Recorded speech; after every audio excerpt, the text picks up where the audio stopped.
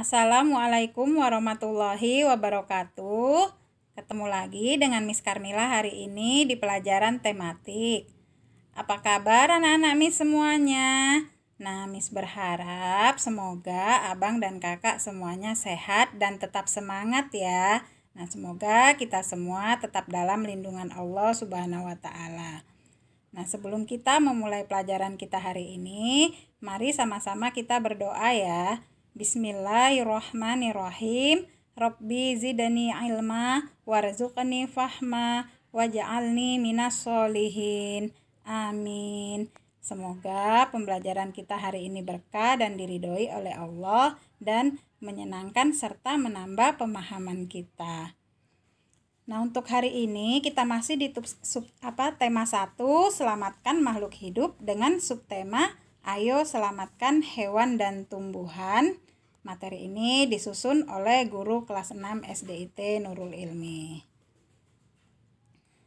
Nah, adapun tujuan pembelajaran kita hari ini adalah yang pertama, setelah membaca cerita, siswa mampu menemukan contoh pelaksanaan sila-sila Pancasila terkait menyayangi hewan dengan benar. Yang kedua, setelah mengamati berbagai contoh patung Nusantara, siswa mampu merencanakan pewarnaan dan desain atau motif patung. Yang ketiga, setelah mengamati dan mencari informasi, siswa mampu mengidentifikasi cara pelestarian hewan dan tumbuhan dengan tepat. Nah, kita masuk ke materi penerapan Pancasila dalam kehidupan sehari-hari. Nah, di sini kita bisa amati ya, di sebelah kiri ada beberapa pernyataan sikap dan sebelah kanan itu ada lambang-lambang dari sila Pancasila. Nah, di sini kita akan pasangkan pernyataan tersebut ya dengan lambang-lambang sila sikap yang sesuai dengan sila tersebut. Nah, yang pertama, membantu teman saat jatuh dari sepeda. Nah, sikap ini sesuai dengan penerapan sila keberapa ya? Oke. Nah, membantu teman saat jatuh dari sepeda sesuai dengan sila kedua, yaitu kemanusiaan yang adil dan beradab. Kemudian menghargai karya orang lain. Menghargai karya orang lain ini merupakan sikap yang sesuai dengan sila kelima, yaitu keadilan sosial bagi seluruh rakyat Indonesia. Kemudian tidak memaksakan kehendak saat berdiskusi. Nah, ketika kita berdiskusi atau bermusyawarah ya, saat kita mengungkapkan pendapat, maka kita tidak boleh memaksakan pendapat atau kehendak kita kepada peserta diskusi. Nah, sikap ini sesuai dengan sila keempat, yaitu kerakyatan yang dipimpin oleh hikmat kebijaksanaan dalam permusyawaratan perwakilan. Kemudian menghormati teman saat beribadah. Jadi ketika ada teman kita yang beribadah, maka kita harus menghormatinya. Nah, sikap ini sesuai dengan sila pertama, yaitu ketuhanan yang Maha Esa. Kemudian yang terakhir, bangga saat mengenakan batik. Nah, ini sesuai dengan sila ketiga, Persatuan Indonesia. Nah, dalam menerapkan Pancasila dalam kehidupan kita sehari-hari, nah itu tidak hanya terhadap sesama manusia, tetapi juga terhadap hewan dan tumbuhan. Nah, berikut ini ada teks bacaan. Nah, mari sama-sama kita baca teks tersebut. Lina memiliki seekor kucing. Ia sangat menyayanginya. Kucing Lina senang bermain. Terkadang Lina mengajaknya bermain di taman atau di halaman rumah. Kalau Lina sedang bersekolah atau sedang bepergian, kucing Lina bermain sendiri. Memanjat atap rumah, berguling, atau bermain dengan bola adalah hal yang disukainya. Pagi ini Memanjat atap rumah, berguling, atau bermain dengan bola adalah hal yang disukainya. Pagi ini Lina sangat sedih. Kucingnya terjatuh dari atap rumah. Saat Lina mendekati kucingnya, Lina melihat kaki kiri kucing terluka. Lina panik. Tetangga Lina adalah seorang dokter hewan. Lina membawa kucingnya ke sana. Dokter hewan sangat teliti mengobati kucing Lina. Ia memasang perban untuk menutupi luka kucing. Setelah diobati, Lina membawa kucingnya pulang. Ia senang karena kucingnya sudah bisa berjalan kembali. Nah, dari teks bacaan tersebut, kira-kira sikap Lina tadi sesuai dengan sila keberapa ya? Nah, sikap Lina mencerminkan penerapan sila kedua Pancasila, yaitu kemanusiaan yang adil dan beradab.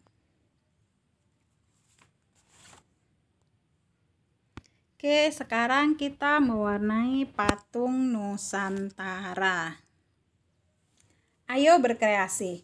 Sebelumnya kamu telah membuat patung Nusantara dari tanah liat, lilin malam, atau adonan plastisin buatanmu. Sekarang kamu akan memberi motif dan warna pada patung tersebut agar terlihat menarik. Siapkan peralatan dan bahan yang kamu perlukan berikut ini. Nah, adapun bahannya yang pertama adalah cat akrilik atau cat minyak berbagai warna sesuai selera. Kemudian yang kedua, koran bekas untuk alas bekerja. Yang ketiga, air untuk campuran. Dan yang keempat, patung Nusantara yang telah kering. Nah, peralatannya adalah kuas. Nah, besarnya kuas ini tergantung dengan kebutuhan. Yang kedua, palet atau wadah lain untuk mencampur cat. Nah, langkah-langkah pewarnaannya, yang pertama, campurkan warna cat yang kamu pilih dengan air secukupnya. Kemudian, aduk dalam palet atau wadah lain. Nah, pastikan patung Nusantaramu sudah kering sempurna, barulah kamu warnai patungmu sesuai dengan selera. Nah, di sini abang kakak tidak membuat motif, ya, tidak memberi motif ataupun warna pada patung, karena pada minggu yang lalu Miss sudah menugaskan abang dan kakak untuk membuat patung dari adonan plastisin. Nah, abang kakak kalau sudah selesai patungnya, nanti difoto dikirim ke WA Miss ya. Miss tunggu ya. Nah, sekarang kita masuk ke perkembangbiakan tumbuhan. Ayo mengamati, analisislah gambar seri berikut. Perkembangbiakan generatif. Nah, di subtema 1 kita sudah mempelajari apa itu perkembangbiakan generatif. Nah, perkembangbiakan generatif atau secara kawin ini diawali dengan penyerbukan dan pembuahan. Nah, di sini proses penyerbukannya dibantu oleh serangga ya. Nah, dalam proses penyerbukan ya terjadilah yaitu melekatnya atau jatuhnya serbuk sari ke kepala putik. Nah, kemudian terjadilah pembuahan yang menghasilkan zigot. Nah, zigot inilah yang nantinya berkembang menjadi lembaga.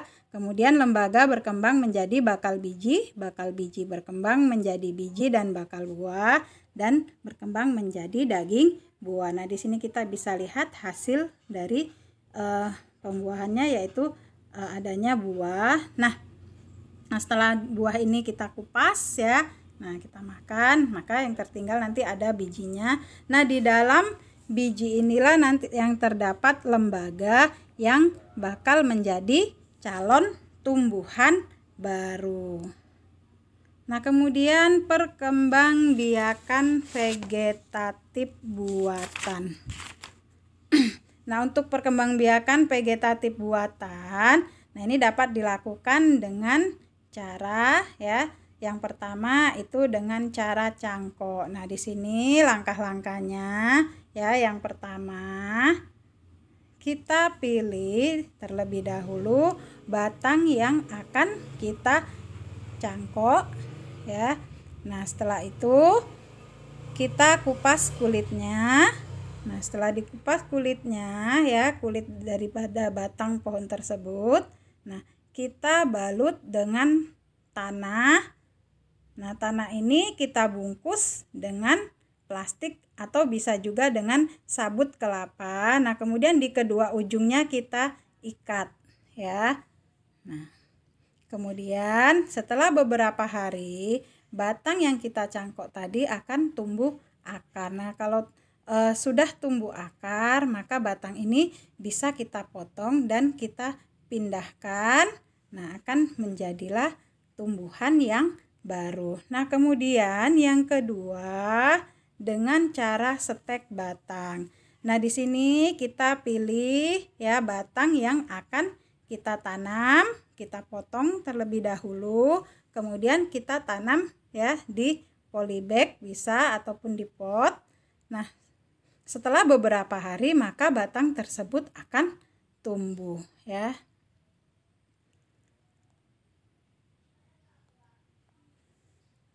Nah, kemudian yang ketiga dengan cara menyambung batang.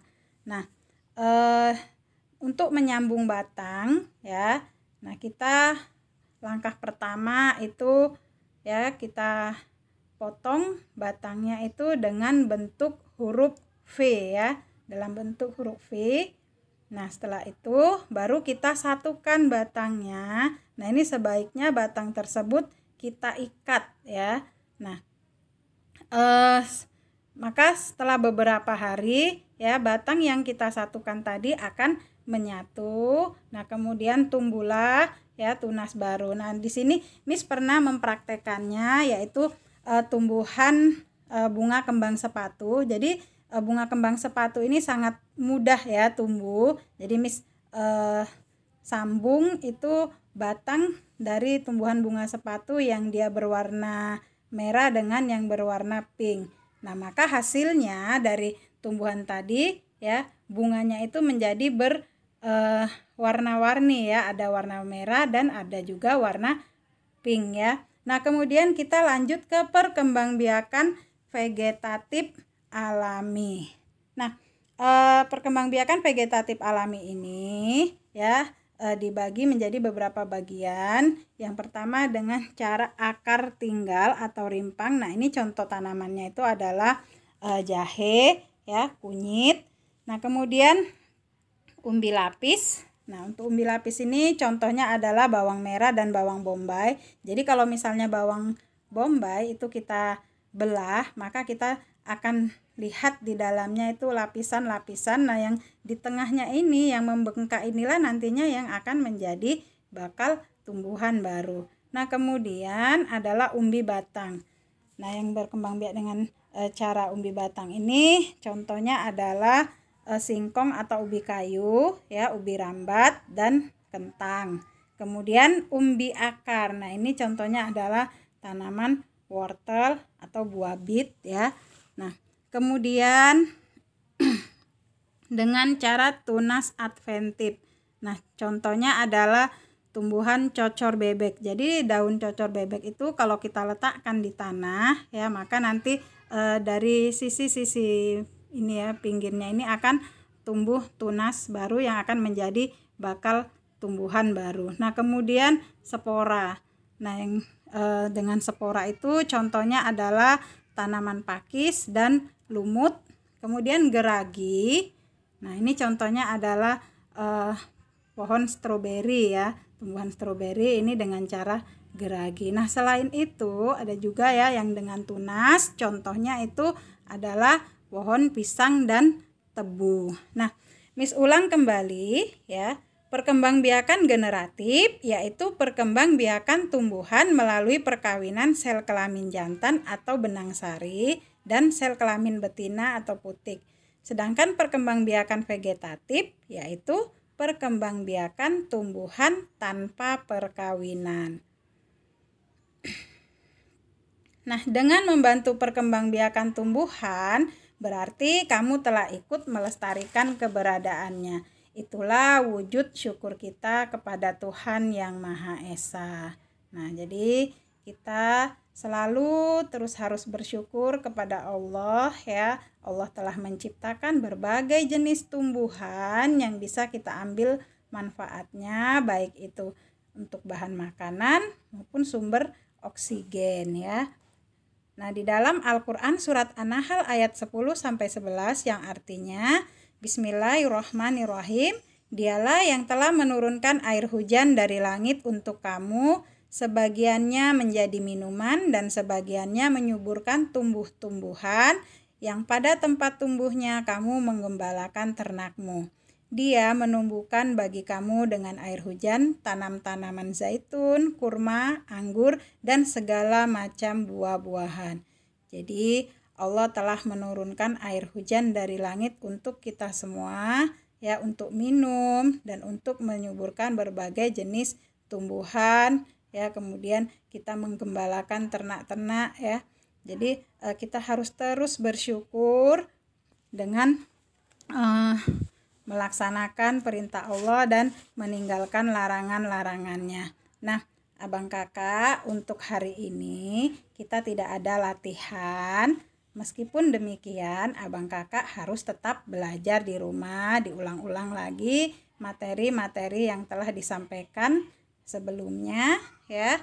Nah, di sini Miss tidak bosan-bosannya mengingatkan ya untuk tetap melaksanakan ibadahnya, menjaga sholat 5 waktunya, sholat duha, tilawah, dan mengulang hafalannya. Tetap semangat ya bang kakak belajar di rumahnya. Mudah-mudahan kita bisa segera bertemu sekolah ya, tatap muka langsung. Nah, demikian saja untuk hari ini. Kita tutup dengan lafaz hamdalah. Alhamdulillahirabbil alamin. Assalamualaikum warahmatullahi wabarakatuh.